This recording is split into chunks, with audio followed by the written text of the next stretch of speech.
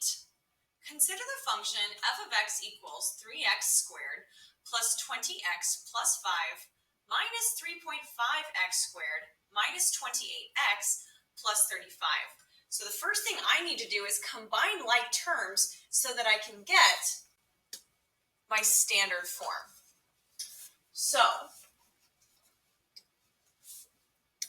3x squared plus 20x plus 5 minus 3.5x squared minus 28x plus 35. So I'm just going to add these two equations together, these two expressions together in order to combine the like terms, and I've lined them up so that their like terms are in what's basically like place values. So 3x squared minus 3.5x squared gives us negative 1/2 x squared, and 20x minus 28x gives us negative 8x, and 5 plus 35 gives us positive 40. So my standard form is negative 1/2 x squared minus 8x plus 40. Now we probably want to verify that on the graph just to make sure that we've done that correctly.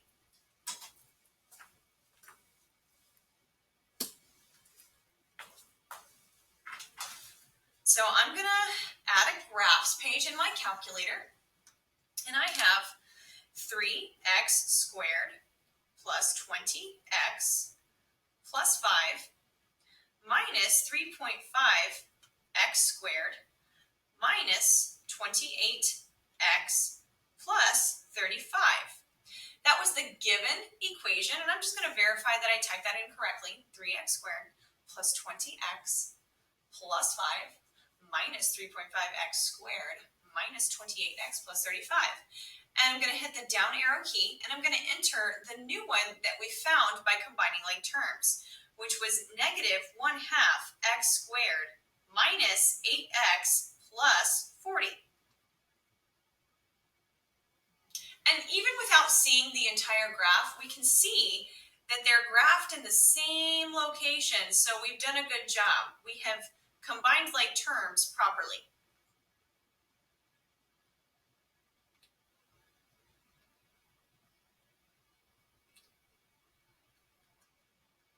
Now from here, I can actually use the calculator to find my y-intercept, roots, vertex. I can do all of that with my calculator. The first thing I'm going to do is I'm going to see the graph a little bit better, so I'm going to go to Windows Zoom and Zoom Fit, which is actually A. It's down here at the bottom, but I'm going to use the keypad and press A. Now oftentimes Zoom Fit will give us kind of a funky view, like this one. We can see the vertex, we can see the change in direction right here, and we can see this root, and we can see a y-intercept. But we can't see the other root, and the scale's kind of wonky.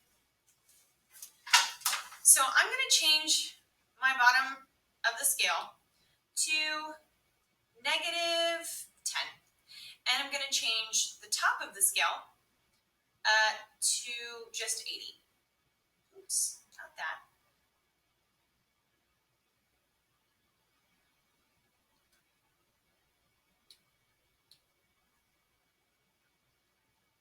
Just 80. There we go. And I'm going to change my left value to negative 20. Maybe a little farther. Negative 30. Okay, now I have my parabola so that I can see all of its key attributes. I can see both of the roots, the left one and the right one. I can see the y-intercept, and I can see the vertex. Now I'm actually going to hide one of them, because I don't need to see both of them, so this one's good. Let's see if I can move this label out of the way. Oh goodness, it doesn't want to cooperate. All right, I'm going to leave it there. Let's see if it'll let me change its attributes. Let's see, menu, actions, attributes. Okay. Doesn't look like it wants to let me change its attributes, so I'm just going to leave that label where it is. Now I'm going to let the calculator analyze the key attributes for me. So I'm going to go to Menu, Analyze, and I want to find the vertex, which in this case is the maximum. So lower bound means I need to be to the left of the vertex, so I'm to the left of it right now. I'm going to click. And upper bound means I need to be to the right of it, so I'm going to scroll to the right and click. So my maximum is the point -872.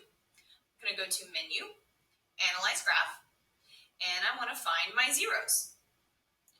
So it says lower bound, so I'm going to use this left one first. I need to be to the left of it, click. Upper bound, need to be to the right of it, scroll, click. And then we can see down here that we have a 0 at -20. I'm going to do the same thing for the other 0. Menu, Analyze, 0. Lower bound means I need to be to the left. Upper bound means I need to be to the right. And then I have another 0 right here at the location for 0. The only key attribute I have left to define is the y-intercept. So I'm going to go to Menu, and this time I'm actually going to go to Geometry and put a point on the parabola. Anywhere is fine. I'm going to select graph F1, and then I'm going to click to put the point there. If you see up here in the left-hand corner, there's this little icon showing to let me know that I'm using the point on command in the calculator. But if I hit escape, now I'm done with that. And what I want to do is I want to find the y-intercept. Since the y-intercept is the point on the y-axis, the equation of the y-axis is x equals 0. So I'm going to change my x value here to 0. Not -0, just 0. And there it is. The y value that corresponds with the x of 0 is 40. So I have my key attributes all from just plugging in the given equation right here. And I can also graph my axis of symmetry. Menu, Graph Entry, Edit. I can graph an equation of a line that is vertical. And the vertical axis of symmetry is going to go through or contain the vertex. Since the vertex has an x value of -8, my axis of symmetry is the equation x equals -8. And there it is. There's my axis of symmetry that splits the parabola down the center. When I come back over here to finish my algebra, I can go ahead and fill in the information that I just learned. I learned that the y-intercept is located at 0, 40. I learned that the roots are the set of the two x values that are -20 and 4. I learned that my axis of symmetry is x equals -8, and my vertex is the ordered pair -8, 72. From this, I have everything I need to fill out the rest of it. The intercept form is a times x minus p times x minus q. I know my a, it's -1/2. This is one of my roots and this is the other. So I have x, I'm going to use the opposite sign here because there's a minus in the formula, so +20 times x, there's a minus in the formula, so I'm going to use the opposite of 4, which is -4. And that's my intercept form. I can do the same thing with my vertex, which is -1/2 is my a value times x minus h. Since h is -8, x minus -8 is the same thing as x plus 8. I'm going to square that binomial and then add 72 to it. Because these are all the same f of x, they'll represent the same function. It's important for us to remember that the expressions that we wrote are equivalent to f of x. Now I need to graph it, and I want to make sure that I have all of my key attributes visible. So I have a scale. My scale is counting by 2 on the x-axis, and it's counting by 4 on the y-axis. So I have one root at positive 4, and I have another root at negative 20. I have the y-intercept at 40, and I have my vertex at negative 8, 72.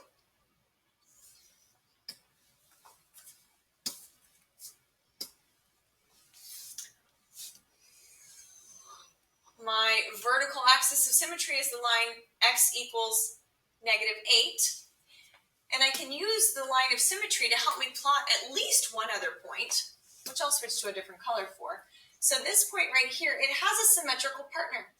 It's 4 of these units away. It's actually 8 units away.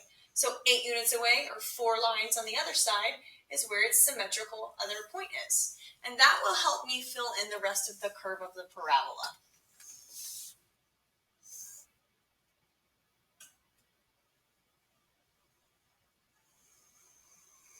And it's important to remember that the graph does extend infinitely, so we should include arrows on the end of it. It's kind of hard to see. Let's see if it'll let me change the color. That's better. Okay. Now, I showed you how to do all of that in the calculator, but it can all be done algebraically. So I'm going to factor this quadratic so that I can turn it into intercept form. The first thing I'm going to do is factor out my negative 1/2. And I'm left with x squared plus 16x minus 80. Because factoring out is like dividing, and if I asked how many 1/2s are there in negative 8, well, there are 16 halves in 8. And if I was to ask you how many halves there are in 40, well, there are 80 halves in 40. And we just need to remember our rules about integers multiplying and dividing. If they're the same sign, positive and a positive, it's a positive, negative and negative, also positive. When I factored a negative out of a negative, I was left with a positive. When I factored a negative out of a positive, I was left with a negative. Now I can take this trinomial and I can factor that. My factors of negative 80 that add up to 16, my product AC is not this A value out here, but this one right here, which is 1. 1 times negative 80 is negative 80. Looks like I ran out of space over there. So A times C is negative 80. And the factors of negative 80 that add up to 16 are 20 and negative 4. So in my factor by grouping process, my first step is to find the factors of AC that add up to B. Those are 20 and negative 4. My second step is to break it down. So I have x squared plus 20x plus negative 4x minus 80. And I can't forget about that negative 1/2 I still have out here. Okay, now my task is to group them into binomials. And I'm going to factor the greatest common factor out of each set. What I can factor out of the first set is an x, and what's left behind is x plus 20. What I can factor out of the second set is a negative 4. And what's left behind is x plus 20. And now, this is the part where I say, do you see what I see? A common factor that we can remove, leaving us with the other factor, leaving us with the other factor. And we have to remember, we can't forget about this negative 1/2 a value. So there we have it, negative 1/2 times x plus 20 times x minus 4. I was able to use the formula in the graph to come up with that without algebra, and this is the algebraic method to do the same thing. Now the only thing I need to do is take my standard form and convert it to vertex form algebraically. So I'm going to start with negative 1/2 x squared minus 8x plus 40. And the first thing I do in completing the square is group the quadratic and linear terms together and then factor the a value out. So I'm going to factor out my negative 1/2, and what's left behind is x squared plus 16x plus some value that will complete the square. And then I'm going to take this 40 and I'm going to push it over. That will allow me to bring in a zero pair. The value that completes the square is half of this middle term. So half of 16 is 8. And when we square that, we get 64. But I didn't really just add in 64. I really added in negative 1/2 times 64. So I really added in negative 32. So to counteract that, I would need to add in positive 32. And that is, once again, using the additive identity, because if we take something and add 0 to it, it remains the same identity. All I have to do at this point is clean this up. So I'm just going to keep my a value of negative 1/2.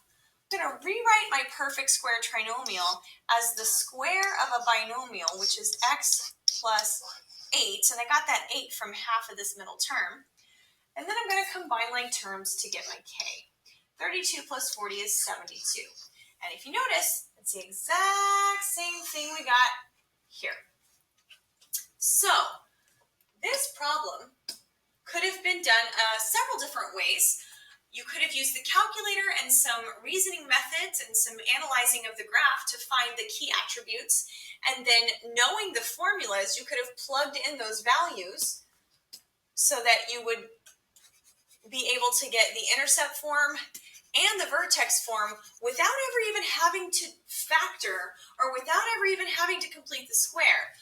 Even though you should be able to do those things algebraically, you should have other methods in your toolbox in order to solve the same problem using the technology piece that we have, which is the TIA Inspire.